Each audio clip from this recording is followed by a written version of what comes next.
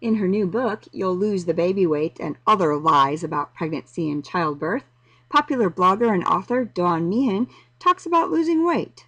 I even thought that myself once. I looked down and thought, I can see my feet.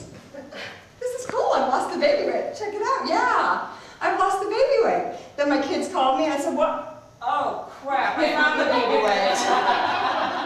weight. It just migrated. It moved, it relocated, because I don't think I carried any of my 6 kids in my butt, but there's the weight, there's the baby weight. She gives advice on diet during pregnancy.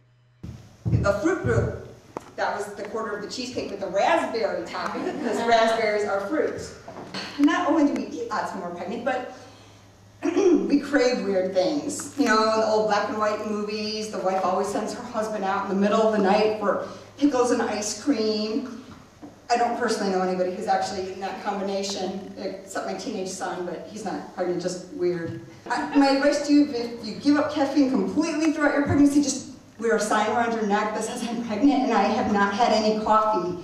That way people can see you coming and they're warned and they give you a wide berth, and that usually does away with any unnecessary violence. She talks about prenatal checkups. It's very important to, of course, tuck your underwear in your pants because your doctor can see your cervix but not your undies. Put them on the chair and hide them. It never occurred to me until I was writing the book. I'm like, maybe my doctor thinks I'm like that one weirdo who just goes commando. I've never seen her underwear. Doesn't wear any. You know, that's the thing about picking a doctor too. It's harder than finding a husband. Finding a doctor that you like. And I had a hard time though. So I found a group of doctors, and I liked 5 out of the 6 of them.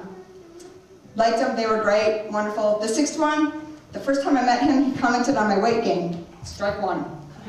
Then I told a joke, and he didn't laugh. Strike 2. And did I mention that he commented on how much weight I gained? Strike 3. So you have to pee in a cup, which is easy. It's fine and dandy. When you're newly pregnant, you pee in a cup. When your belly's the size of Utah, just at that point, you just scoop up some toilet water, and the results might be weird, especially if your doctor uses that blue stuff to freshen the ball, but it's a lot easier. It's better than peeing on your hand and your pants on the floor. And not that that's happened to me or anything, I'm just saying. I've heard other people scoop up the toilet water.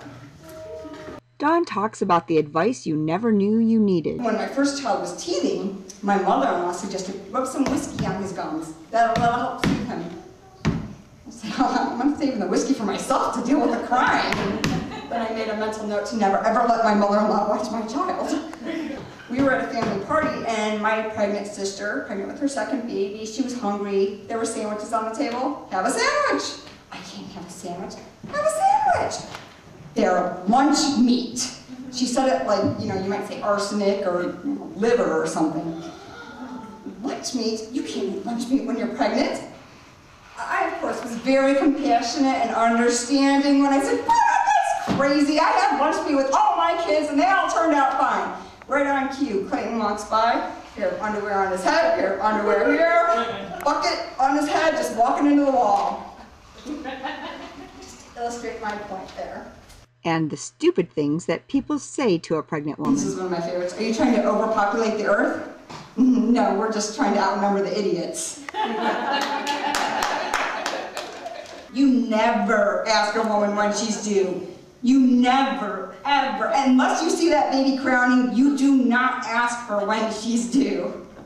She addresses the discomforts of pregnancy. Another helpful tip here, varicose veins, they run in families. So if you develop varicose veins while you're pregnant, you should immediately get on the phone and start complaining to your mother and grandmother about it. After 6 kids, my stretch marks have stretch marks of their own. My advice to you is, don't worry about them, because the baggy maternity clothes you're going to wear for the rest of your next couple months will cover them very nicely. And she talks about baby showers. Although I didn't have a baby shower with my subsequent babies, my friends and family did give me gifts, although by the time I got to my 6th one, the gifts consisted of brochures on vasectomies and boxes of condoms. In her book, Dawn tells you the best way to prepare for your new baby. You go out to your car, you spill juice on the seats, you put some fries on the floor, some toys, you smash some gummy bears into the buckles, and then you put a peanut butter and crusted VeggieTale CD in the platter. You prepared for your child. What your car's going to look like for the next 18 years. And the reason why she has 6 kids. The reason why I have 6 kids is because for me, that was a vacation. I got to go to the hospital for like 2 days. You can find You'll Lose the Baby Weight and Other Lies About Pregnancy and Childbirth at Amazon.com in both paperback and Kindle versions.